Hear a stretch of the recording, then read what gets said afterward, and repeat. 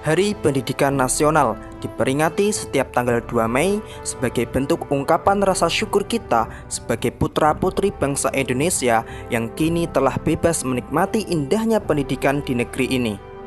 Berbicara tentang Hari Pendidikan Nasional, kita tidak boleh melupakan jasa-jasa dari salah satu tokoh pahlawan nasional, yaitu Ki Hajar Dewantara. Bismillahirrahmanirrahim. Assalamualaikum warahmatullahi wabarakatuh. Pada kesempatan ini, izinkan saya memaparkan mengenai pemikiran Ki Hajar Dewantara.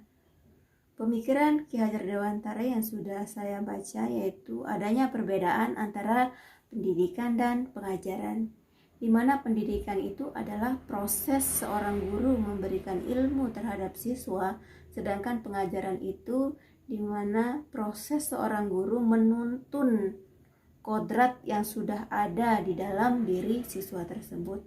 Adapun kodrat itu merupakan kodrat alam dan kodrat zaman. Kodrat alam adalah di mana kodrat yang sudah dibawa sejak lahir oleh seorang anak.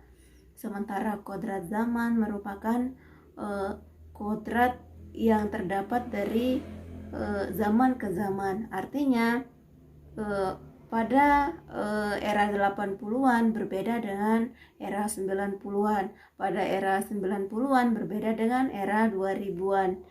Hal ini yang menjadi tolok ukur seorang guru dalam memberikan pendidikan dan pengajaran terhadap siswanya.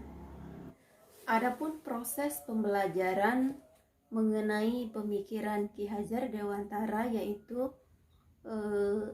proses yang dari zaman dulu sudah dilakukan oleh orang-orang seperti teman-teman Ki Hajar Dewantara pun sepertinya pada zaman ini juga memiliki contoh-contoh yang sangat banyak. Contohnya ketika orang menerapkan pendidikan dan pengajaran, di mana seorang guru itu memberikan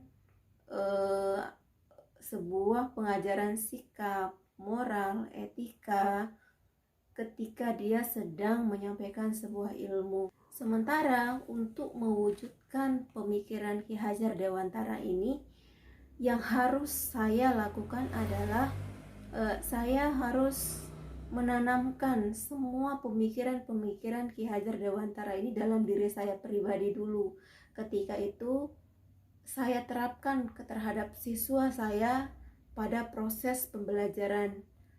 Baru kemudian saya akan sharing dengan ibu bapak guru bagaimana proses pendidikan yang mendasari pemikiran Ki Hajar Dewantara tersebut, sehingga dari saya pribadi, kemudian siswa, teman-teman, ibu bapak guru dapat memahami pendidikan yang mendasari pemikiran Ki Hajar Dewantara tersebut.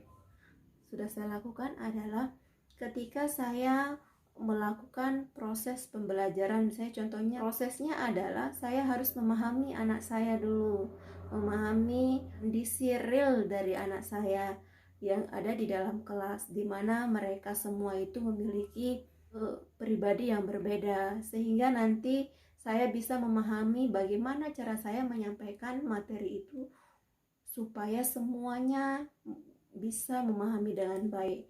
Setelah itu baru saya akan memberikan beberapa step, yaitu saya memberikan kemandirian terhadap anak saya. Saya jelaskan materi esensialnya, kemudian setelah itu anak saya kasih tugas, tapi ketika memberikan tugas itu saya tetap kontrol dengan misalnya menanyakan bagaimana tugasnya sudah jelas atau enggak. Kemudian jika tidak jelas, mari tanyakan sama ibu guru. Atau ketika di dalam kelas saya menghampiri anak yang sedang membuat tugasnya, kemudian ya menanyakan apa kesulitan, kemudian kita cari solusi bersama.